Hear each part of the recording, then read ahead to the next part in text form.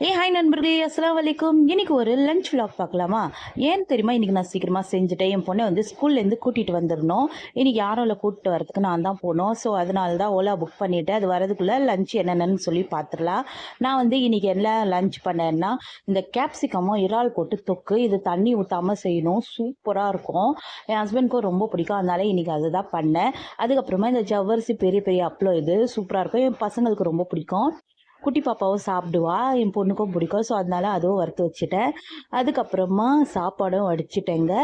இந்த முட்டை போட்டு தக்காளி தொக்கு தான் பண்ணியிருக்கேன். அதுக்கப்புறமா நான் குழந்தையும் கூப்பிட்டு வந்துட்டேன். வந்ததுக்கப்புறமா அவளுக்கு தான் அங்கே லஞ்சு சர்வ் பண்ணேன். சாப்பாடு இப்போ ஊட்டணும் அவளுக்கு. ஏன்னா அவள் கையால் சாப்பிடுவா, ஆனால் கொஞ்சம் கொஞ்சமாக எடுத்து சாப்பிடுவா. சரியாகவும் சாப்பிட தெரியாது.